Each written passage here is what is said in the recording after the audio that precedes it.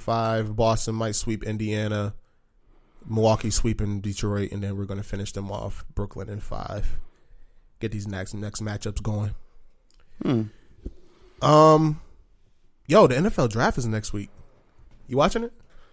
I mean, it's gonna pop up eventually, but I don't know if I'm gonna. I don't know if I'm gonna actually. I mean, obviously I'm gonna watch first round, but I don't think I'm gonna watch anything after that. Yo, the draft is one of my favorite events. I like the whole weekend. Like I got shit going on all next weekend. So like Avengers coming out. You get your ticket yet? Nah, I didn't. Yeah, I got my ticket for the 3D movie, the first one. You going to what, AMC? No, I'm going to one here. Okay, I think I might. I think we might go out to the joint at the Galleria. I like those reclining chairs. Yeah, those is comfy. Plus, it's gonna be a 3-hour movie, so I'm trying to be comfortable. Our Regal sucks. Yeah, our Regal's fucking terrible. They made literally no renovations. Them seats is dirty as shit. I don't think we ever getting sponsored by Regal. But yeah, I'm looking forward to the Avengers. But yeah, the draft, man, I love the draft. I love NFL. Like the NFL draft is like one of my top 5 events of the sporting year. And usually, like I said, I just sit down all weekend and then watch it and make my analysis and notes and whatnot. And first round, I'm looking forward to seeing that first overall pick. I'm looking to see if it's going to be legit Kyler Murray or if it's all smoke and mirrors. You think they trade it? It's a chance. The NFL draft is always a chance for everything. I mean, when's the last time we've seen the first overall pick traded? The last one I can remember last year or 2 years ago when the Rams traded for Goff, right? That's the last one I can remember. Both of them picks got traded. It was the 1 and the 2 that year. Right. So yeah, that's the last time 2-3 years ago? Yeah, it wasn't long. It wasn't long ago. 3 years ago? Yeah. It was not long ago. So it could happen. It could definitely happen. If I'm the Cardinals, though, I mean, if you're the Cardinals organization and you feel like Kyler Murray is the guy, you got to go with it.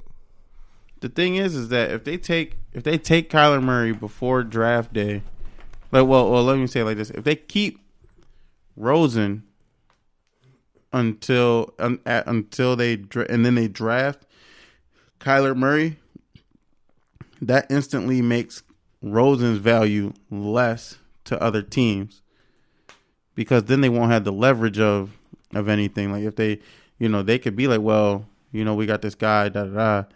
Like, all right, well, what y'all willing to give to him versus, oh, now y'all already stuck paying this guy and this guy that top, what is it, 3, when they get Rosen 10 or whatever, so they got to pay the number one overall pick money plus that money.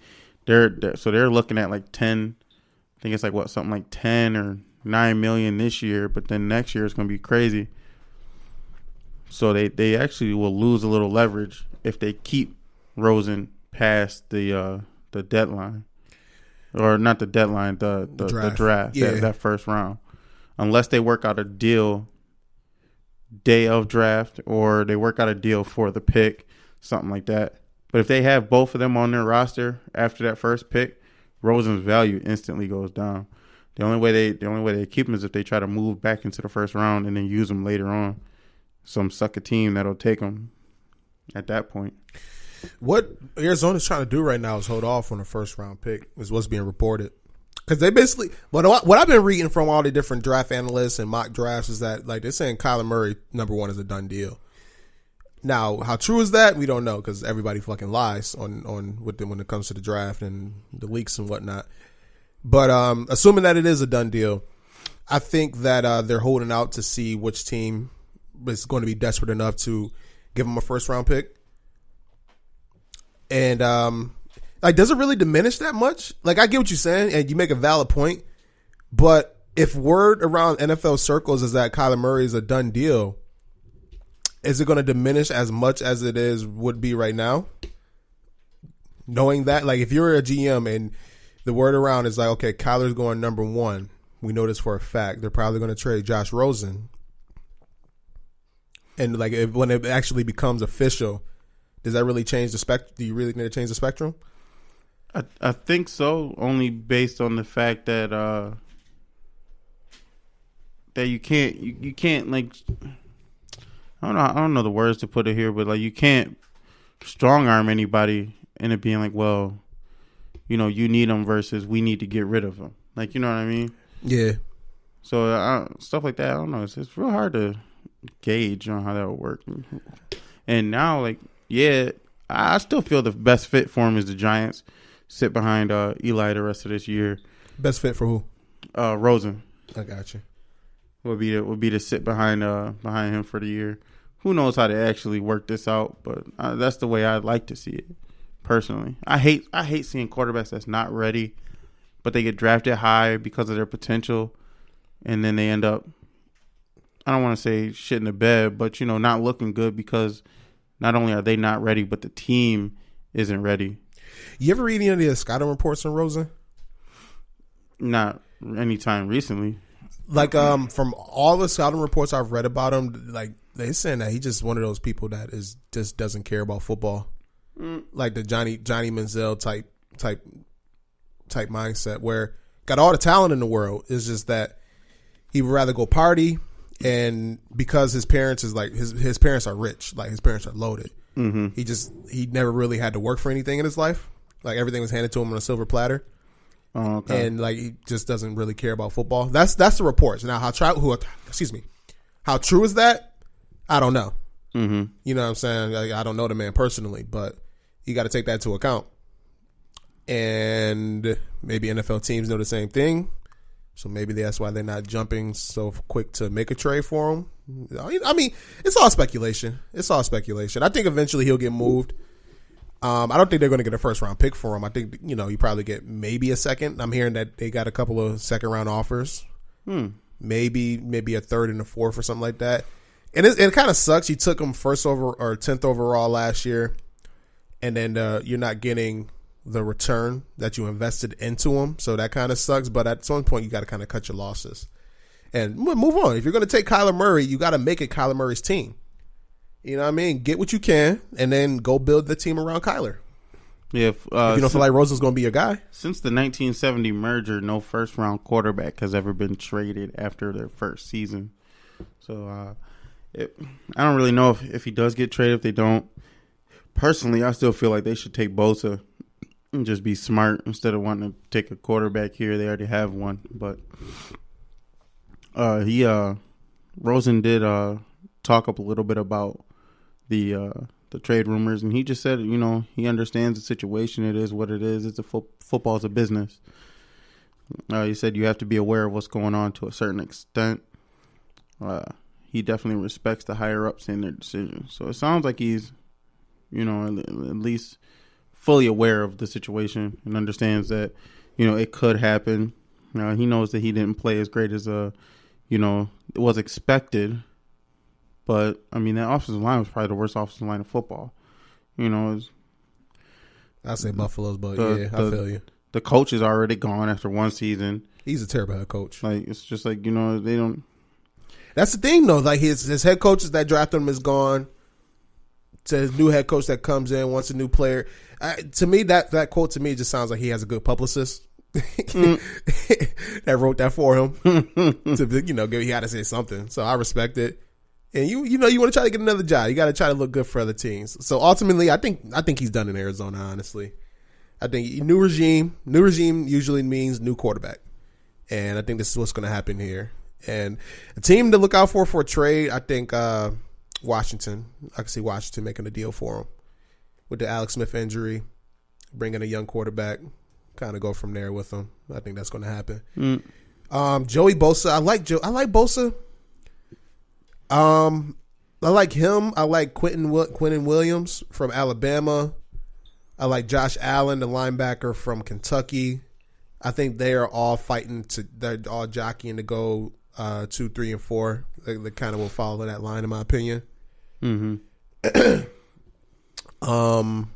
Haskins, the other quarterback, the other top quarterback. Like, I've been seeing him all over draft boards. Like, the Ohio State guy, right? Yeah, I seen him go as high as I think it's 6 to the Giants, and I seen him as low as fucking 32nd to the Patriots.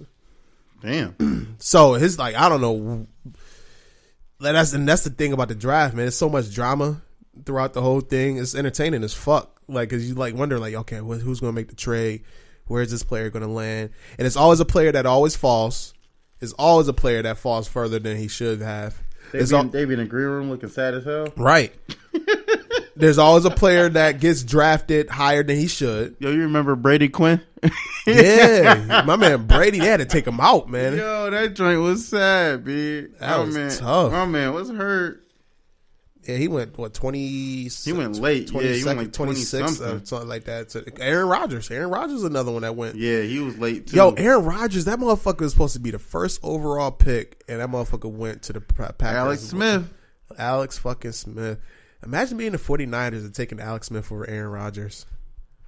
Yeah, it's so and Aaron Rodgers and Alex Smith had a couple of good seasons with the Niners, especially when Harbaugh got there. When Harbaugh got there, he looked like a new quarterback. Yeah, but it is tough. Yeah, because it really is a lottery, regardless of if you got the first player or the last player in the draft. You know, it really is a lottery. No player is a sure thing. That's a fact.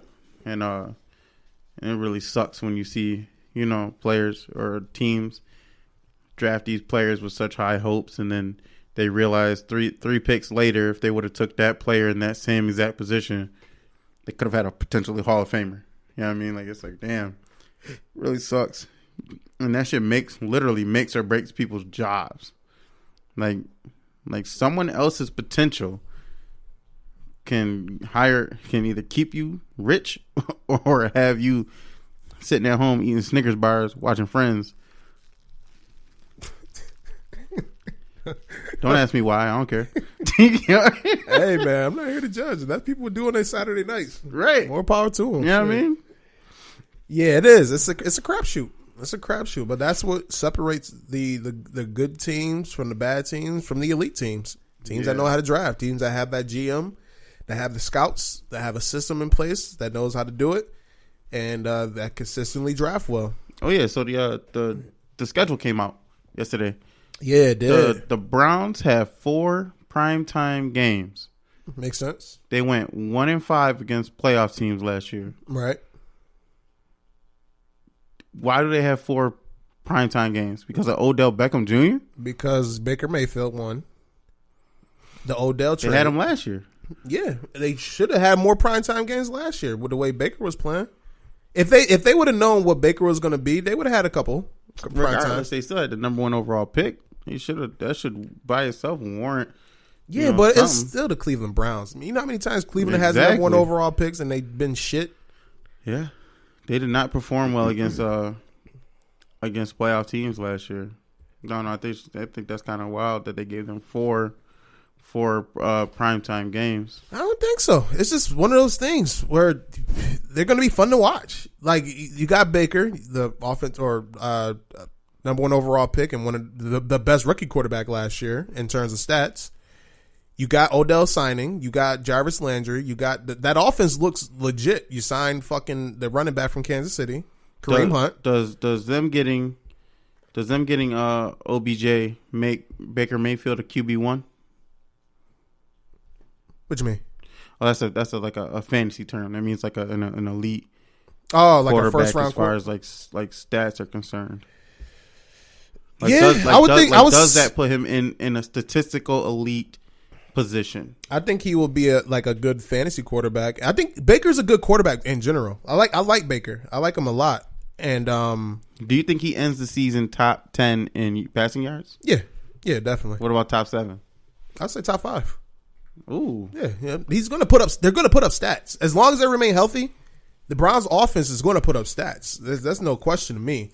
Okay. The question is that first of all, that defense, they got some elite defensive talent like Myles Garrett, Denzel Ward. Mm-hmm. They traded a safety, Jabril Peppers. They got rid of Collins too. They picked up Vernon, who I'm not a big fan of. Olivier Vernon. He's serviceable. Yeah, but they did lose their starting left tackle. The guard trade or guard. Yeah, I keep saying every time I say tackle. And Zeitler, he's one of the top guards in the league too. So that offensive line is hurt. They're still going to put up numbers. They're going to get scored on as well. But yeah, I would say Baker's going to finish top 10, definitely top 10, and I think in top 5.